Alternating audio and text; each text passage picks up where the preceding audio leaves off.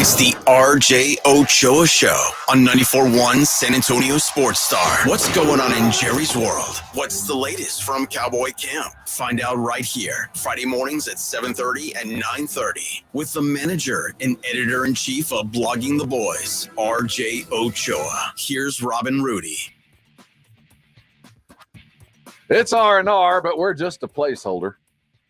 It's Fridays. We wrap our show around the show that matters. It's the RJ Ochoa Show as we welcome Blogging the Boys, Rock the Mic champ and all-around fine man to R&R. Welcome aboard, RJ, for the R&R Show. How you doing this morning? I'm doing great. Between the four of us, we have we're four letters, RRRJ. Anytime you can do that, it's a good thing, right? Like I feel like four letters is a strong base. You're always looking for that, like any, sorority house or, frat house typically only has three. I've long petitioned that it should be four. So that's really my purpose in life, is to bring awareness to that action. Have you guys by chance seen I don't know if it's on Netflix, but there's a documentary about the Alabama sorority. No. Oh my God. Anyway, I have not. If you have the chance, if you stumble across it, you got to get out the house, bro. You can just tell us you watched it. Like, get out the house. Oh, no, I did. My wife was like, you have to watch this. One of my wife's daughters went through sorority rush there, and we watched what that was like. And you question the fate of mankind when you watch that. You really question whether we're going to make it out of this century. All right, as the Dallas Cowboys sit, we've been looking at Pro Football Focus's rankings of the variety of rooms on the Cowboys. And the offensive line comes in at 6. The wide receiver room comes in at 6. The running backs come in at 10th. Because of Malik Davis. That's the greatness that is Ronald Jones and Malik Davis. Then you look at the CBS Sports ranking of the top 100 players in the world, and Dak Prescott doesn't even make the list. Screw CBS. We're boycotting them. Go ahead, RJ, on what Rob said. So, given the rankings in the rooms, any argument with the 10th best running back room in the NFL?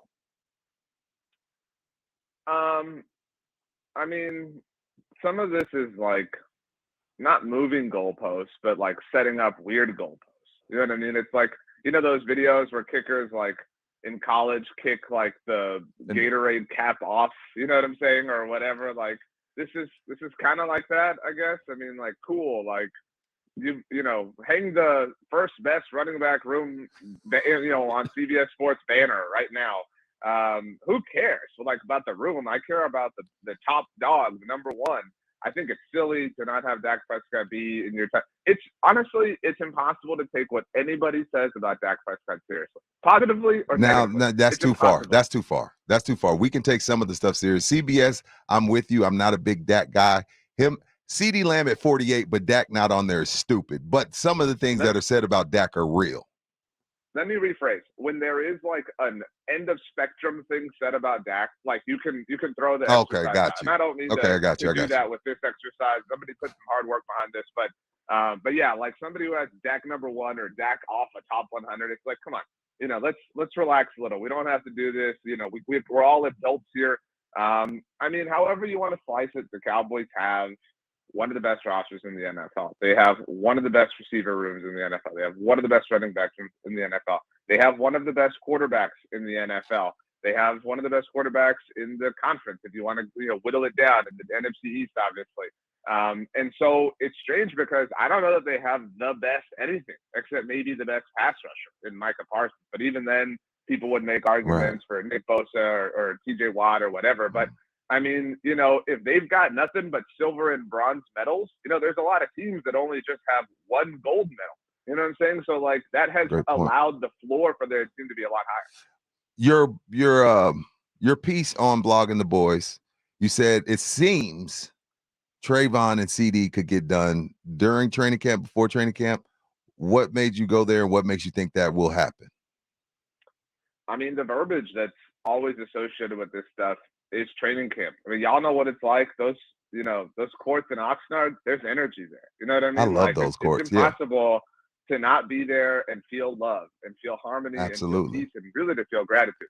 And I don't know what it is about being there and being kind of stuck there together, but it unites you.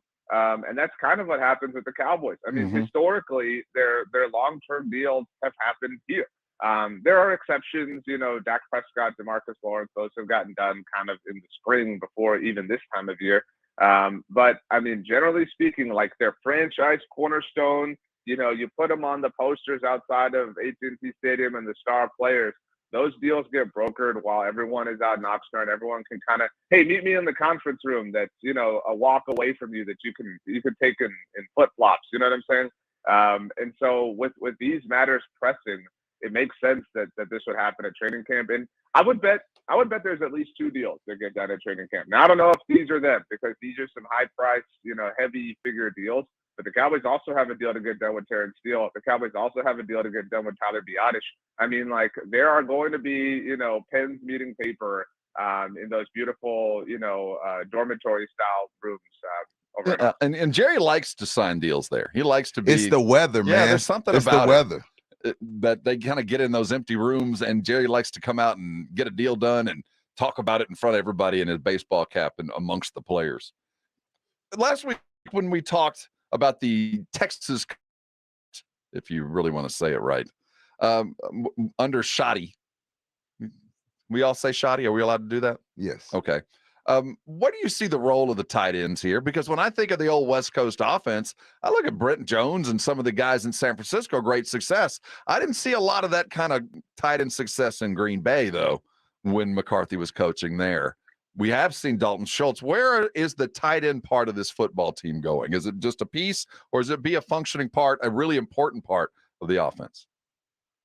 I think that's the Tex part of things, because, when you think of West Coast offense, there aren't, a ton of, Kellen Winslow, the original, wasn't played in this West Coast offense. They did have that Eric Coryell offense, obviously, in San Diego at the time. Tony Gonzalez wasn't in this, West Coast offense in Kansas City with the elder Schottenheimer, by the way. So that's where the Tex portion of things comes from. And I mean, do I think the Cowboys are going to unearth somebody with a George Kittle, Travis Kelce like stat line? No, but I think the role of the tight end, you've got to be able to block no matter whoever you are. I mean, this is still a team that's going to, in some shape, form, or fashion, run the ball. And so you've got to be able to be a part of that.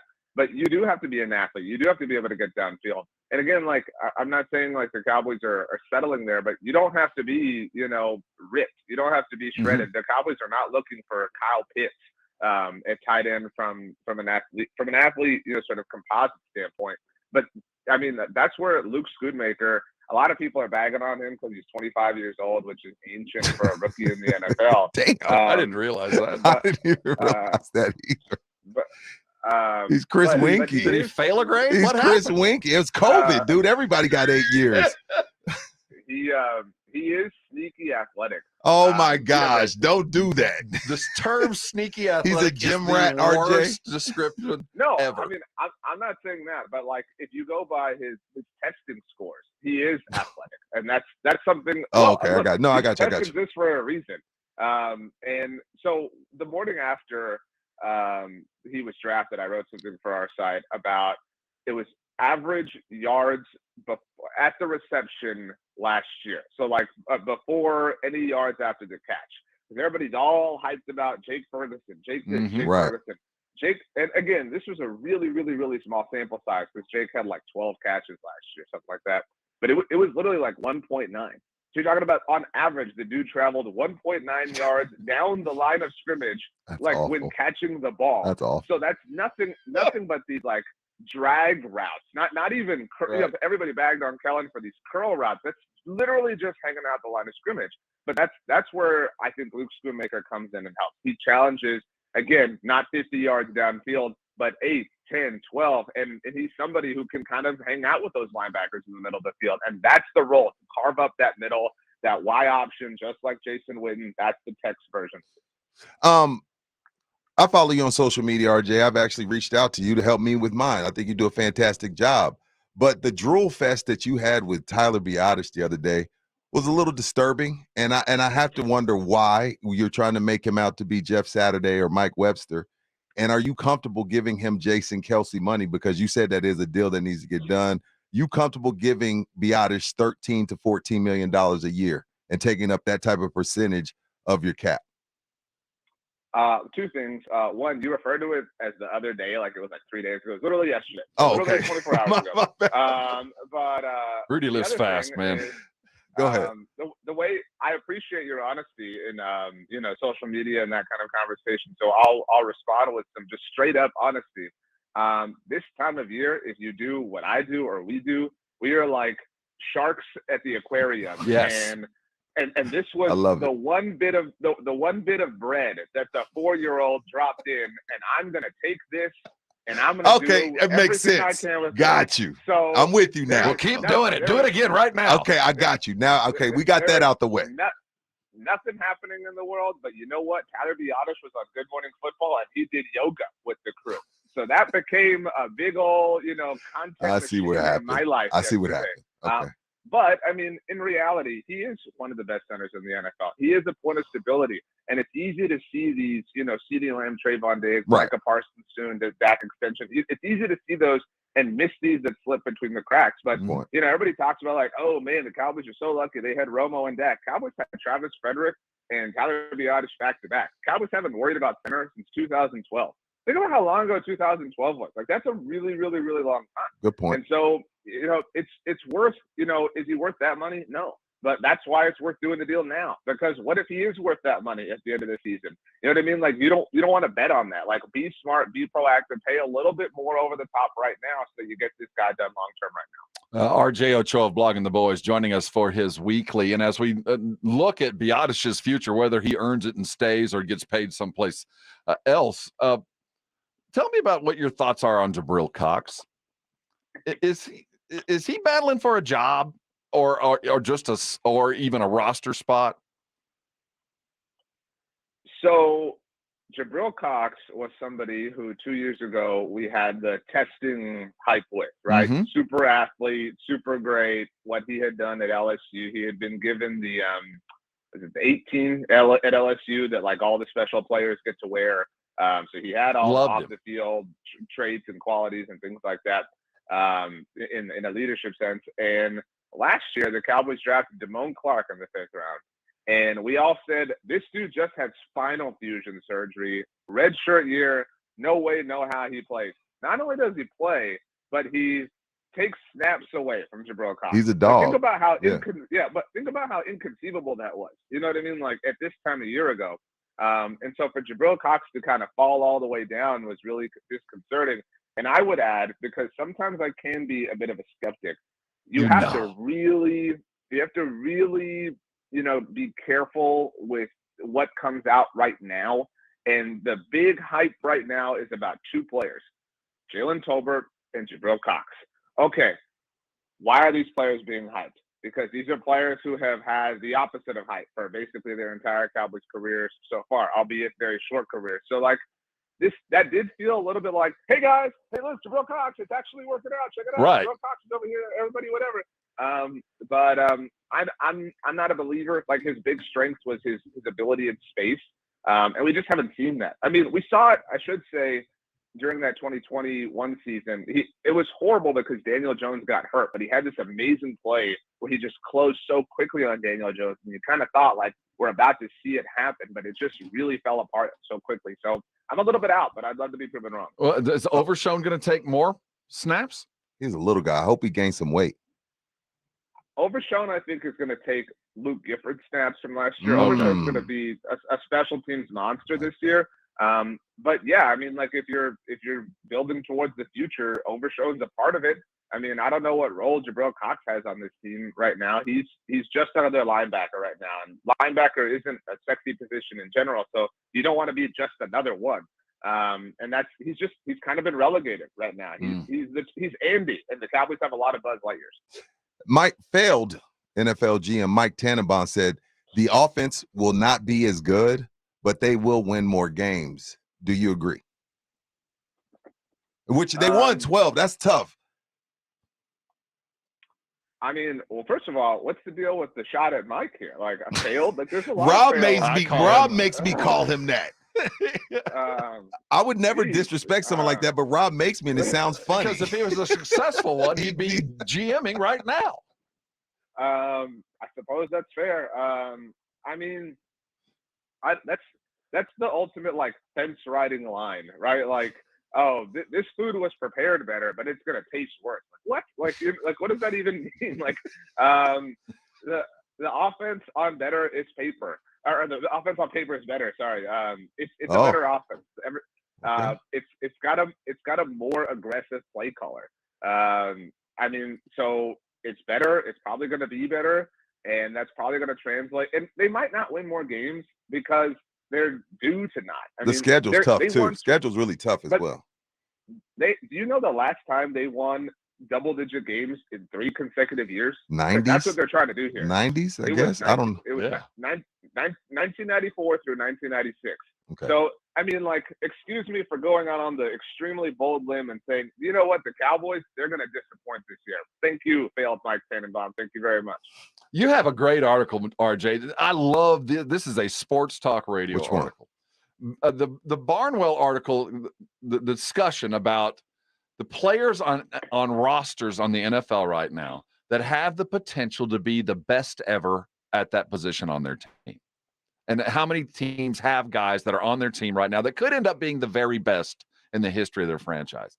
And Barnwell has Micah Parsons and Zach Martin at their individual positions that could end up being the very best guard and best linebacker in the history. I think Zach's already done that. It might very well be. Well, there's some Larry Allen history that goes on with the Cowboys. I mean, there is some greatness. And certainly Micah is under consideration. And that's DeMarcus Ware right now, right? Probably. Is there anybody else that could at some point work out to be one of the greatest to play at that individual position? Trayvon Diggs, maybe? No, that's Dion. Well, there we go. Is there anybody else at any other position that could line up the way Barnwell laid out the argument for Zach and Micah? I think if you're excluding Zach and Micah, right? Like right. That's who. Let's exclude them. Right. The answer is Trayvon. Like, and is he like? Obviously, he's not the best now. I mean, well, that's not the question, Rudy. Like, the question is who has the potential. And Trayvon has interception numbers through his first 3 seasons that like go toe to toe with some of the best of all time. So like that. Rob threw you a lob. See, I know what y'all are teaming up on me. Y'all known each other for a decade. This is nonsense. Go ahead, RJ. Rob is Wade. I'm LeBron. That's really what this is right now. But like this. I mean, that's the one. I mean, like, well, who do you want me to say? Really, like Mozzie Smith? You know what I mean? It might be Mozzie, RJ. I believe. You know what? I believe in him. I don't know why. I don't have any backup. I don't have any data, but I think he might be the one, RJ. I guess if you're really trying to really reach, you could say Tyron because he wasn't dead, and if he had some late career resurgence and stability, and he played more, and but for all of these to happen, Micah and Zach included, they have to have some team-wide accomplishments. They have to. Like there's a reason that nobody, all due respect, throws up Anthony Munoz as the greatest of all time. It's because you got to have some hardware. You got to have some team-wide accomplishments. That's not fair, but that's the way that this thing ultimately shakes out. I do want to ask you both because Barnwell had 2 players that obviously weren't those 2 that he said are active and are already the greatest players of all time at their positions. Do you know who they were? No, I don't. I don't either. One is Aaron Donald. I think that's pretty like, oh, okay. Like, okay, yeah, I'm there with that. Okay. The other one that was really interesting, and again, Bill Barnwell has forgotten more about football than I will ever know, but the other one was Cordero Patterson as a returner. He believes Cordero Patterson is already the greatest returner. Better than Devin Hester? Yeah. I mean, you didn't say it. You just relaying the information. I hear you there. I'm just gaslighting you, Chicago Bears fan. Really. No, he ain't better than Hester.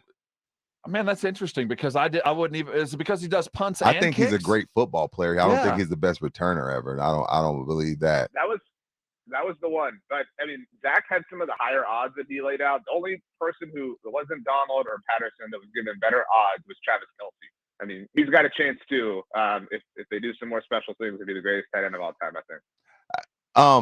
I believe in Malik. We don't need to go down that rabbit hole, RJ, but I will say over the last 2 seasons, and I don't think this needs to happen either, but over the last 2 seasons, Zeke gave them 22 touchdowns. Regardless if he's past his prime, overpaid, all that, where do you find those 22 touchdowns?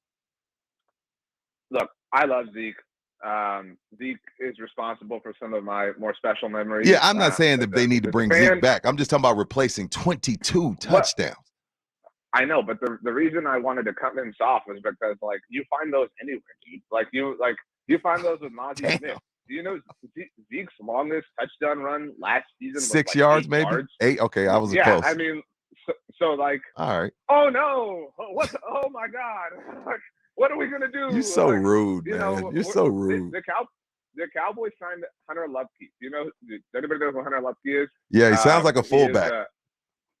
He's an undrafted free agent fullback, Swiss Army knife. That's a fullback name. You know, he's a gym rat. He's got from North sneaky Dakota, athleticism. North Dakota State. But like, that's the answer. Like, you're really losing sleep at night. Like, man, how are they gonna plow this ball in from the 3-yard line? That's fair. Hunter Lupke. I mean, and again, like that's not to take away from what Zeke offered. He's a great leader, great locker room guy, great weight room guy, and stuff like that. But like, if the question is, man, the ball is at the 1-yard line. There's no human being on earth with the will to drive it across the goal line like Zeke Elliott. Then I scoff at that a little. All right.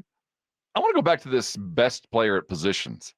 Why isn't Tyron Smith on there? Is it Flozell at left tackle? Who's the best left tackle? Well, this is the best ever, question, not best in franchise history. Oh, I thought it was. okay. I thought we were just talking about Cowboys. Oh no, history. yeah, it ain't Tyron. No. Availability, baby. Well, Tyron Smith isn't the best left tackle the Cowboys have ever had. No, we're talking about any team. Let's talk about just Tyron Smith and the Cowboys, though. Is he the best left tackle? He might be. I mean, but he also gets a Mark Tuanay. Well, Tuanay had great year. Flozell, but Tyron gets a hangnail and needs 6 weeks. But earlier, for the first 8 years of his career, that wasn't like that. I think I use this. A lot of people do, but Eric I Williams use this measurement a lot for the Hall of Fame. Mm-hmm. Like how long were you the best player at your position actively in the NFL? And like there was a long stretch of time where Tyron was, health or not, the best left tackle in the NFL. So he might have like the longest run at that. But, you know, and so yeah, I think, and that's a really great question. In fact, Rob, you just spawned an article, a blog on the boys next week. Like, how many Cowboys have the chance to be the current best GOAT of the franchise? And nobody's gonna like this one, but Dak Prescott probably has the next best chance. I mean, Dak is still young enough that he could win. You know, if Dak won 2 or 3 Super Bowls, he would challenge to be the greatest quarterback in franchise. No, I agree, Rudy.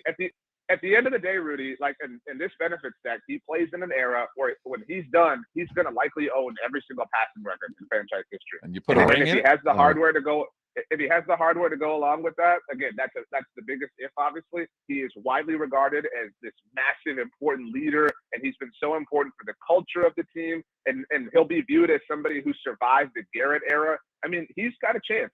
He really does. And I'm the best black host on San Antonio Sports Star. I mean, far and away. It's not even close. I mean, if you're talking about current, like, to be the best, look what Rob thought it was, like, within your franchise, I would say CD has a chance too. CD has a chance to be maybe. The best. I mean, RJ, time. You know this segment's about to end. Don't do that at the end of the segment, bro. He ain't even Dez. But if you give him 8 more years, yards, and Super Bowls, suddenly he could. Rudy, you're misconstruing the question. You're like, he's not better than Dez already. Duh. Like, who's sitting here telling you that he is? Like, we're talking about who the over time. Give him 8 years, 2 rings, and then we can discuss it. That's what I'm saying. Like, if this nucleus were to win 2 Super Bowls, and that's not, obviously, you wouldn't have what the triplets. Yeah. If you were to win 2 Super Bowls, the conversation is open for players like Dak and CD, presuming the standard individual success along with those things like yardage and statistics and Pro Bowls and All Pros. I will continue this on Twitter. I ain't standing for that. He ain't even Alvin Harper. Oh, Rudy, come on. Rudy, geez. I love you. There's a lot of Cowboy fans that go, Alvin. I deserve what? Rudy, you deserved the Mark Trestman years. You really did. Oh. Own it, Bear fan. My man. I love you. Hey, RJ Ochoa for his weekly stop by. Make sure you're following him on Twitter. And if you're not blogging the boys on a regular basis, how can you call yourself a Cowboy fan? Hey, we got a lot to do. We'll be back, and RJ will too. But in the meantime, have yourself a wonderful Father's Day. Hope you're treated as you deserve, and enjoy your holiday on Monday. He's RJ, and he's going to have a fine weekend. Thanks, man. Thanks, guys. Likewise. I expect a full review for the Alabama sorority thing next Friday morning. Yeah, you can go watch it yourself. Thanks, RJ.